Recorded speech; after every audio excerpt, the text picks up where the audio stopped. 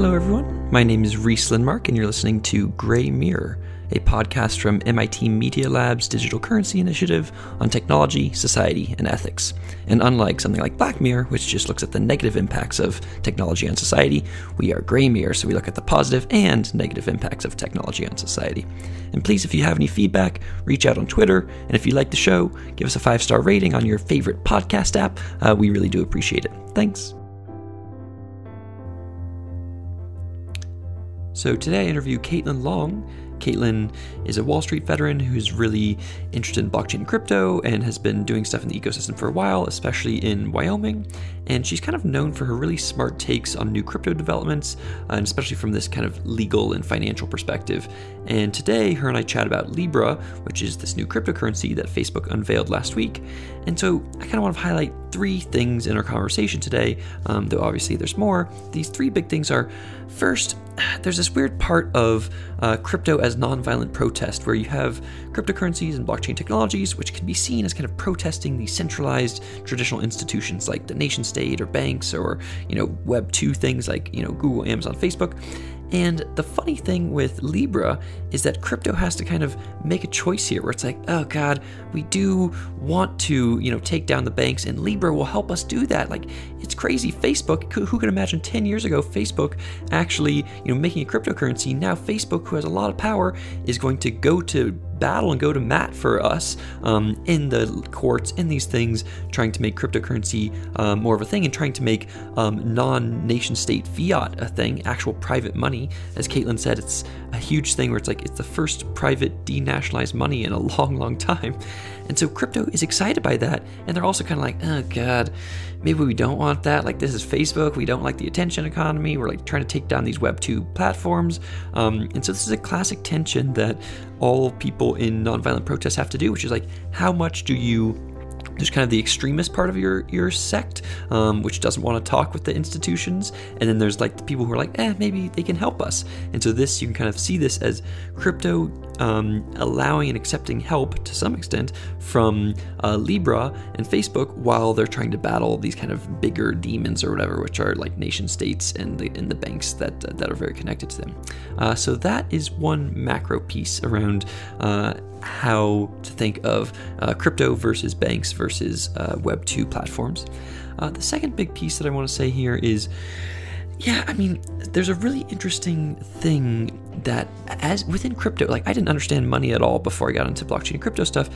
And now that I've kind of gone down the rabbit hole, it's interesting because it helps legibilize this very complicated thing. So, the banking system and crypto and currencies and what has value, that's all very complicated. But because these new voices get into it, and because they have to educate new people, and because there's kind of this code element, and code needs to kind of make things very legible, it needs to put things into boxes and objects and stuff, it makes it kind of easier to understand in a way. And as a good example of this with Libra is kind of thinking about what is backing Libra and the value there. So Libra is backed by bank deposits. So you have this new cryptocurrency Libra, and you have these bank deposits from a bunch of other currencies, nation-state currencies. And those bank deposits, it's good. It's like, okay, we have all these bank deposits, and so those things back this new Libra coin. But as Caitlin points out, like, they aren't the actual nation-state coins or the nation-state currency, whatever you want to call it, they aren't backed by anything. It's just nation-state fiat. They can print as much as they want. So there's this kind of Austrian perspective that Caitlin pushes for, which is like, hey, we have to turn the value that is backing whatever currencies we have to turn the value that's backing it into something more like productive assets, like factories and farms, things that kind of make stuff. Or she's also into things that are just an honest ledger. And this term honest ledgers, it's kind of weird, but I actually really like it. Something that's used to keep score. So like back in the day, it may have been something like salt. And then it was something like gold, maybe. And it's something that's finite in value, it's scarce, and it's just used. The value from it really comes from this weird, kind of meta-cyclical thing where it's like the value of the thing is the fact that it's on the ledger and that it backs this honest ledger. So this is to say, it's cool that, as blockchain crypto gets into things, it helps legibilize the financial system from a code perspective especially, and one manifestation of that is what is backing Libra, these bank deposits, and how maybe it would be better to back Libra with an honest ledger or productive assets. So that's the second point. And then the third point, again, on this legibilizing thing, thinking about who is making money with something like Libra. You have the Libra Association, which is right now 28 members, and it's going to be 100 members. It's folks like Visa and MasterCard and Uber and Lyft and whatever. And those members, they get the interest of the bank deposits. So when people put in their various currencies into this basket, the Libra Association, these LIT holders, LIT holders, they get the interest off of those bank deposits. Kind of like how if you use PayPal or Venmo, that PayPal or Venmo gets the interest if you leave your money in there. And Caitlin pushes back on this. She's like, hey man, can't the money go to the people? Why does it just go back to these big rich companies again? And so the funny thing with this is that there's kind of a proto-example of money going back to the people that was actually released later in the week after Libra. So Libra was released, cryptocurrency, Twitter went crazy. They're like, oh my God, that's crazy. But then later in the week, they also went crazy over this project called Pool Together, which obviously, the rest of the world didn't hear about, i.e. it wasn't on NPR, but the crypto folks were really excited by it. And Pool Together is a no-loss lottery. And what that means is, or how that works is, a bunch of different people buy tickets. Let's say it's $1 to buy a ticket. They all put their money into this big, basket. And then that basket is then invested. And then at the end, let's say it's after 15 days or a month or whatever, then everybody gets their original money that they put in, they get it back, and they get the money from one person of all those people that put the money in is the winner, and they get the interest off of the investment. So everybody puts their money in, everybody gets their money out, and then the interest goes to one lucky winner. So it's called a no-loss lottery, and there's a new crypto project called Pool Together that does this. And you can see that this is very similar to Facebook and the Libra Association, but right now with Facebook and the Libra Association, you have to pay $10 million to get these lit tokens, and then only then can you get the interest. And so you can imagine this weird new future reality that as Facebook tries to decentralize and change the power structures, and as it gets forked and things like that, that instead of having the money just go back to the lit holders, these $10 million folks, maybe it will go back to the users more generally. So that's the idea there, is that maybe Libra is just the rich getting richer, but there may be these cool future mechanisms to decentralize the interest rate in the business model here. So with that, there's a lot of weird stuff with Facebook and Libra. It'll be exciting to see what happens, and today's episode with Caitlin is a good initial deep dive into that. So hope you enjoyed today's episode with her. Goodbye. Hello, everybody. You're listening to Gray Mirror. Today, I'm super excited to interview Caitlin Long. Caitlin, thanks for being on the show and welcome. Reese, it's my pleasure. Thank you. Yeah, excited to dive in. So today, we're going to chat mostly about Libra, Facebook's new cryptocurrency. And this is because Caitlin had this great article in Forbes about 6 different ways to think about it that happened before they actually released their main kind of white paper and things of that variety. So now that we actually know what it is, and once Facebook's released it, could you just give us a high-level overview, Caitlin, on what is it and what are its goals? Well, Libra is Facebook's sponsored cryptocurrency. It is sponsored in the sense that Facebook is creating a foundation that will have 100 members, and Facebook will be only 1% of those 100 members ultimately. But right now, obviously, it is a centralized project with a plan to decentralize it in the future. The idea is that Libra would be usable in all of Facebook's platforms and basically would become internet money, but also would interface with the physical world. So there will be on and off ramps from fiat currencies in different countries into Libra. This is essentially the first denationalized money that is sponsored by what I would call a private central bank. And this is going to raise interesting regulatory questions, some of which were already raised yesterday by regulators in response when Facebook made the public announcement. That some folks are looking at this as if it is private currency.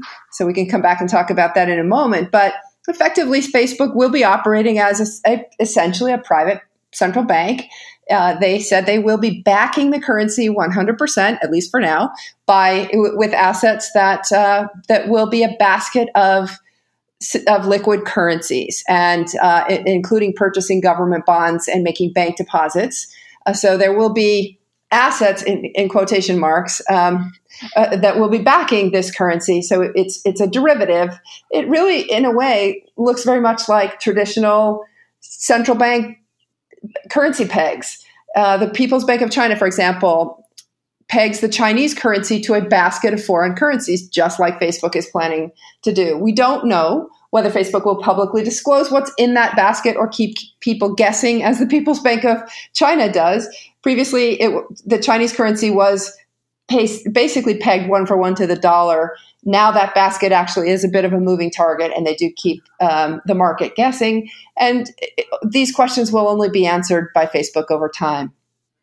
Yeah, that makes sense. It's it's internet money. It's magic internet money. But instead of something traditionally, quote unquote, like Bitcoin or Ethereum or whatever, you have this is put out by Facebook.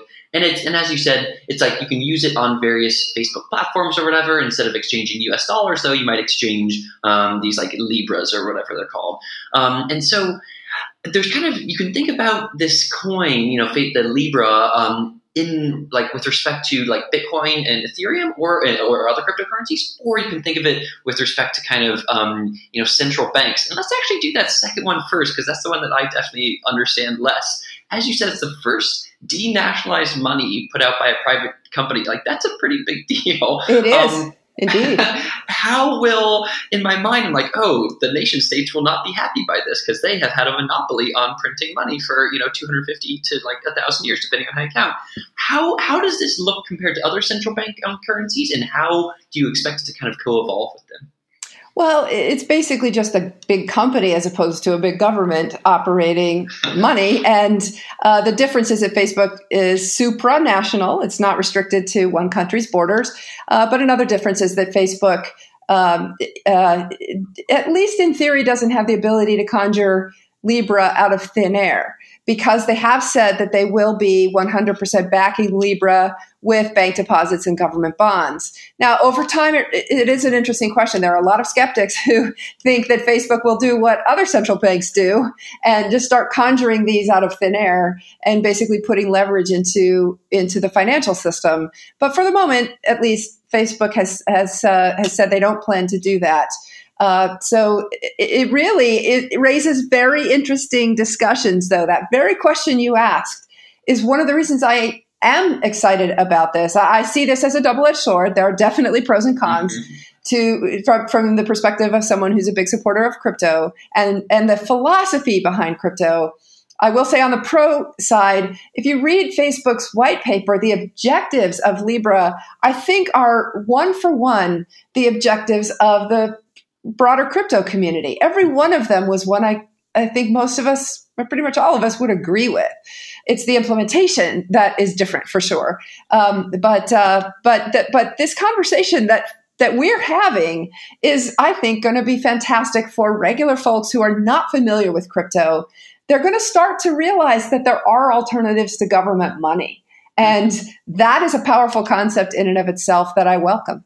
Yeah, I agree. And that just kind of gets you, it's a classic, like once you go down the Bitcoin rabbit hole, and you're like, whoa, why does money exist? And like, why does it have value? And what is trust? And this will kind of push a lot of people down that rabbit hole, just to show them, hey, money doesn't need to be printed. We've, for as long as I've been alive, as long as you've been alive, we've only known it as essentially government-backed fiat currency. And so thinking of it in a different way is just kind of weird. And so just even to get out of that mindset is very powerful. How do you think, like thinking about something like you have these other central banks that are thinking about issuing their own currencies, their own like digital currencies. Is this going to essentially compete with all of those and then just compete also with like US dollars and Chinese yuan and things of that variety? Well, let's step back. Jeffrey Tucker wrote a great piece about this, basically making the point that there really hasn't been any competition in money, any free market pressures on money and payment systems for the last 50 years, since the U.S. went off the gold standard in almost 50 years ago, 1971. And really, we're using the same technology. We're using credit card technology that's even older than that in the U.S. And we're using the ACH system. The UK's at least got a better real-time gross settlement system, but the U.S. actively has avoided upgrading. And so this now is actually going to be a shot in the arm to payment systems. I did say in the tweet storm yesterday, I think Facebook definitely understands payment systems and the notion that we should be able to settle payments outside of these 50-year-old payment rails.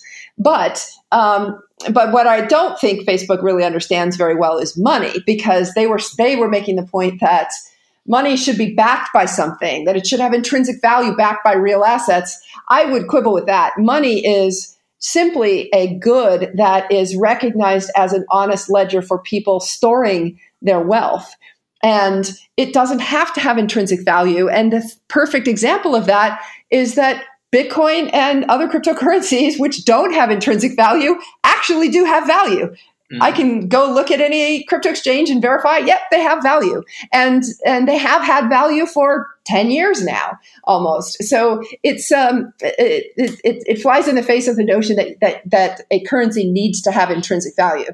So I would criticize Facebook for looking at it that way. And I don't think that Libra will be any more successful than traditional fiat currencies for that exact reason. It isn't backed by anything real. It isn't a good that is actually an honest ledger. But on the flip side, again, I do give them credit for advancing the ball. It's going to open that whole door to why is money what government says it is?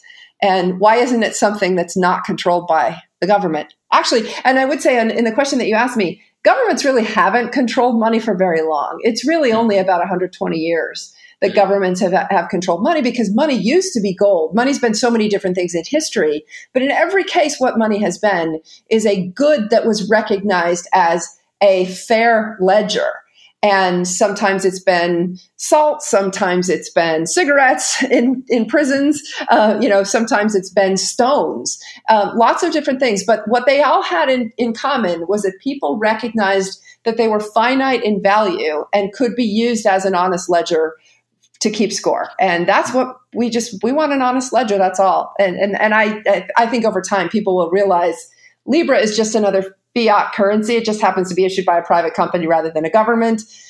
Ultimately, people will make their way back to truly decentralized money, which is not controlled by anyone. Yeah, so let's explore that a bit more. So, and I hear what you're saying, which is, hey, for the last 50 years in that Tucker piece, it's like there's been no competitive pressure here. Yep. And so that's why you see stuff like ACH still in America versus, and you can see something like China, which was more of a blank slate, where you have like WeChat and like all these Alipay and stuff like that kind of built into this digital system in a nice way. And as you say, this idea going back to the like, how do we think of money? Traditionally, this idea of just the money being that honest ledger is kind of a weird thought, but I think it's very powerful. And as you said here, if you think about the Facebook, Libra, it's like backed just by like more the kind of its turtles all the way down, or just like, oh, it's just more fiat money. Yep. Versus, so tell us a little bit more about how you think about how something like Libra will co-evolve with, Bitcoin. Well, I think that it will actually have positive boomeranging effects for Bitcoin. We had a phenomenon occur, which Nick Spanos pointed out to me, in Venezuela, where the government educated people about how cryptocurrencies work when it introduced the petro. And what did people do? They actually started buying Bitcoin. There was a noticeable spike in Bitcoin volume coming out of Venezuela at that time. So not everyone, but an increasing percentage of the population, once they educated themselves, realized, why do I want this thing that is not likely to hold its value over time? I'll take the one that actually is scarce and has enforced scarcity, mathematically enforced scarcity that really, at this point, I think it's pretty clear nobody's going to be able to change. And so, therefore, as people learn about cryptocurrencies, this is actually going to do wonders for as people learn about cryptocurrencies through Facebook, this is going to do wonders for Bitcoin. And I think that's part of the reason why Bitcoin's price has run up in the last few weeks, is in anticipation of this. It's the mainstreaming of cryptocurrency. That is not bad for Bitcoin. Yeah. Well, so do you think, and to some extent, I see them being kind of two totally different use cases, where you have like the store of value, digital gold, censorship resistant money, i.e. Bitcoin. And then on the other side, you have something like internet payments and medium of exchange and things like that. It feels like to some extent they might be two different use cases. Do you agree with that, or would you push back there? Well, yeah, I think in the case of Libra that the store of value is probably not going to be as attractive. It's kind of like PayPal. There's really no reason for you to leave money on PayPal, because if you do, that's a non-guaranteed counterparty, and you're taking the risk that PayPal goes bust and you lose your money, and you're not getting any interest to compensate you for that. But that said, PayPal is actually a very good medium of exchange as a payment system.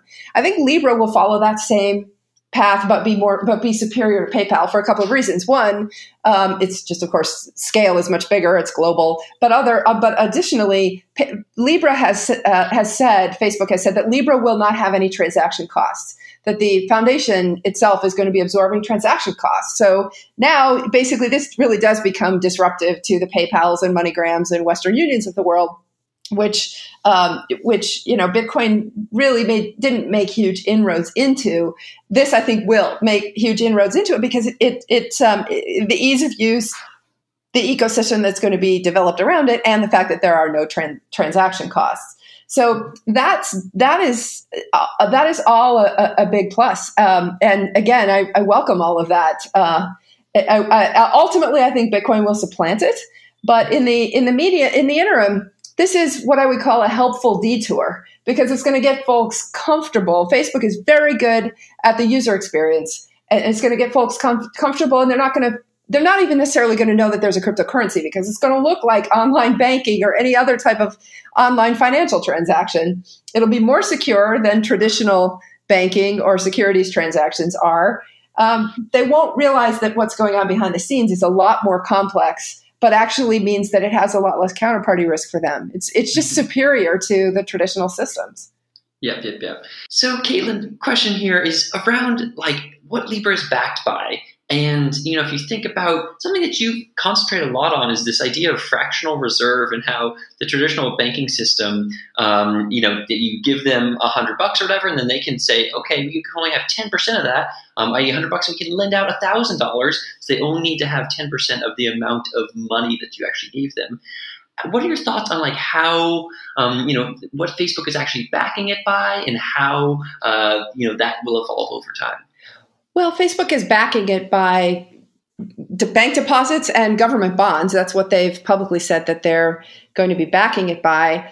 Those are not backed by anything, right? They're I guess you could say they're backed by the full faith and credit of the governments that issued the currency or the bonds, respectively. And I tend to think of government bonds as just being fiat currency with a yield. And whereas currency is just a bond without a yield because the yield goes to the central bank. They're really basically two sides of the same coin. They're not backed by anything other than a promise that the citizens will pay taxes or have assets to generate cash flows to pay them down. So I actually prefer private assets for that reason because that's their real productive capacity. That's why I took Facebook to task for saying that this will be backed by real assets. Real assets to me are things like, production facilities,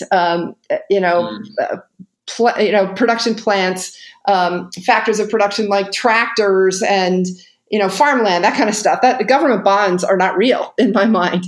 They're just financial assets that are a promise, not backed by anything tangible. Therefore, Libra itself is also not backed by anything tangible or real. Mm-hmm. And so I do quibble with Facebook on that. But to your point on fractional reserve banking, what's going to happen is effectively the financial system is going to fractionally reserve bank all of the assets that Facebook is depositing. So while they have said that they plan to have a one-to-one backing for the stablecoin, as of now, right, there's nothing in the protocol that says that it has to be one-for-one. It can be less than one-for-one, and I suspect over time it will be because all financial institutions ultimately fractionally reserve in some form or fashion. The temptation is just too great not to. But I think ultimately, somebody quibbled with me when I said that at least they're not fractional reserving because they are backing it one-for-one and said, well, wait a minute, all the assets are just going into banks and financial assets that themselves will be fractionally reserved. And that's true. It is absolutely true. But what I suspect is that Facebook will probably over time fall victim to that same trap everybody else does, which is that they will start fractionally reserving Libra. It may take years, but they will effectively do that. Mm-hmm. Yeah. Makes me think about like some of these long-term regulation plays as well. Like, how do you see, I mean, in general, like, is Libra going to be a security? I guess like there's like the Libra investment tokens, which are much more likely to be securities. And how will, this is going to be a supranational, business, as you said earlier. So like, how will Facebook be addressed by the regulators here?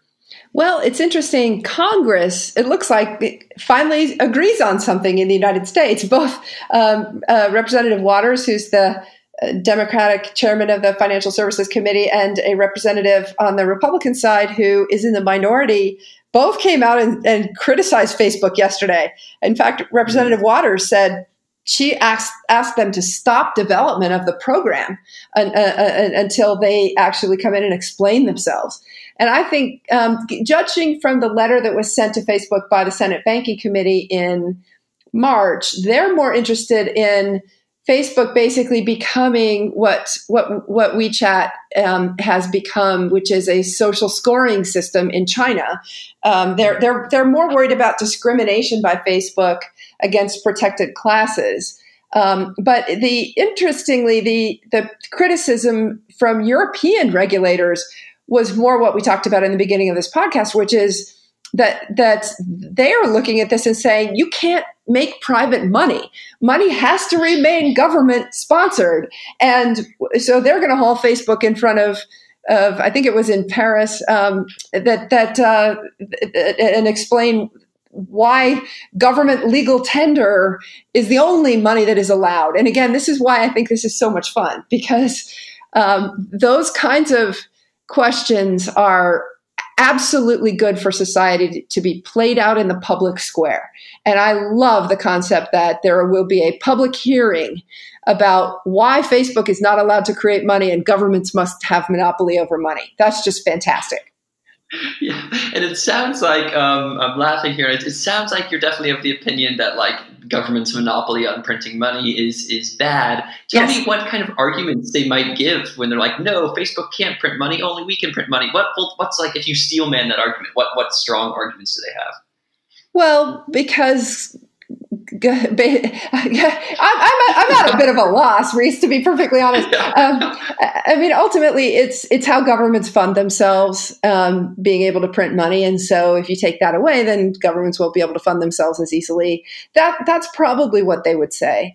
There is a big movement called modern monetary theory, which is basically, it's not really new. It's an old economic concept that was around the turn of the previous century called chartalism, that basically just said that there is no limit to government spending. We should have Keynesianism on steroids, and we shouldn't have any fiscal discipline or monetary discipline. And I completely disagree with that. But there is a movement now that people, really truly want to basically have private control of money. But with zero limits, and we should just print whatever is available to print. Whatever the demand is, we should meet by creating supply. I couldn't disagree with that more, because what it does is it distorts economic calculation and causes business people who invest capital to invest that capital in the wrong place. And this is where I think that the Austrian school view of the cluster of errors is such a powerful argument. Why is it in the financial crisis that so many people overinvested in real estate going in the years previous to the financial crisis, and they all made the same mistake in the same direction? And the reason is because interest rates were not set by market forces. They were a controlled price. And so I couldn't disagree more with modern monetary theory, but I'm putting it out there because, some folks will look at this and say, governments are the only ones who should be able to set how much money there is, and we should be able to print enough to meet demand. And everybody should, have universal basic income, and we should print the money to do it. And there is definitely a movement out there to do that. Again, I vehemently disagree that would be good for society, but I'm acknowledging that there are folks who truly do believe that is the case. They're very misinformed, in my humble opinion. Yeah, I think, and as you said, it will be really, really nice for just to be in the public sphere, to hear whatever the governments or the EU or whoever actually does to say, hey, here's why we think there should only be government-sponsored money, and maybe they will have weirdly good arguments, or maybe not, and it'll just be nice that it'll be out in public. So maybe my final kind of question here is, if you think about the association it's the Libra Association. It's got 28 different companies and nonprofits, and like Visa and MasterCard and A16Z and whatever. And it has all those folks, and they paid each $10 million to be part of it, and they get some of the interest based off of the reserve or whatever is backing the things 1-to-1. Who would you want to see in order to be especially excited, or like in a best possible reality? Who else would you want to see as part of that association, and why? Oh my gosh, the Bitcoin whales. To be perfectly honest, it would be seriously, it would be ideal if the entire basket ultimately were invested in Bitcoin, and then effectively Libra would just be like a giant custodial wallet, right? Because like think about all the crypto exchanges. They're holding crypto on behalf of their customers who own an IOU from them. And effectively, that's what Facebook Libra would be. It would be just like a giant Bitcoin exchange if it were all invested in Bitcoin. So I'm dead honest when I say that it would be great if there were Bitcoin whales that actually put money up to allow Bitcoin to actually be backing Libra. And it's not as far-fetched as it might sound. Coinbase and Zappo are running nodes on Libra's network. I think there may be a couple of other ones as well. So there are some crypto companies already involved in this. And, Zappo is Wences Casares, who's also very much a sound money person by philosophy. So I'm sure he'll be in there advocating that that Libra should not be 100% backed by government assets, that putting something real in that basket would actually make more sense. Mm-hmm. Yeah, I guess that I agree with that. Generally, I guess I would differentiate between what goes into the basket and then who is on the association. And I guess it would be both good to have sound money folks and on the association, and it might be an interesting experiment to have Bitcoin and being as the backing the actual money as well. Yeah, it is a problem that Facebook is screening the 100 members that they're targeting for membership in the association, and they're making them pay $10 million. Now, keep in mind, they're actually going to be contributing, real costs, right? Effectively, they're the Bitcoin miners of this platform, and they're going to have to be putting up computer power and the electricity to run the nodes, et cetera, and all of the hardware and security around that. So they're putting up real cost. And so I thought it was strange at first when Facebook said it was charging $10 million to belong to this group, because you're paying for the privilege to put up cost. But what makes that circle square, so to speak, is because what you're also getting then is all of that interest income coming off the pool of assets, right? Because as I said before, at the moment, Facebook is not paying interest to its users. They're just paying interest to the members of the association. So that's going to be an incredibly profitable, again, sickeningly profitable venture for members of the association, because they're not taking any risk and they're getting all this interest income. That's one of the dirty little secrets of stablecoins. Is that the sponsors, the issuers, aren't taking any risk. They're just operating the network. And of course, they have some costs for that, but they're pocketing all the interest expense, all the interest income.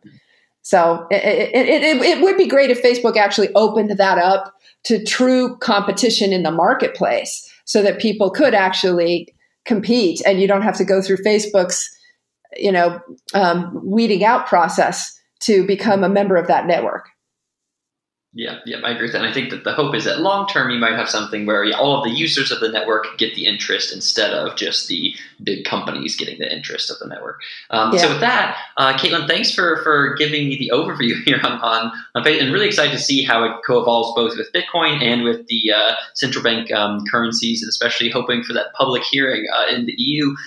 So where can people find you on Twitter or something like that? I'm pretty active on Twitter at @CaitlinLong_, also on Forbes.com, and also my own website, Caitlin-Long.com. Boom. All those sound good. Well, thank you again for joining us today. And maybe a year from now, we'll see what's happened with Facebook then. It would be fun to get back and go back and see how many of those predictions actually came true. Exactly. Okay. Thanks, Caitlin. Reese.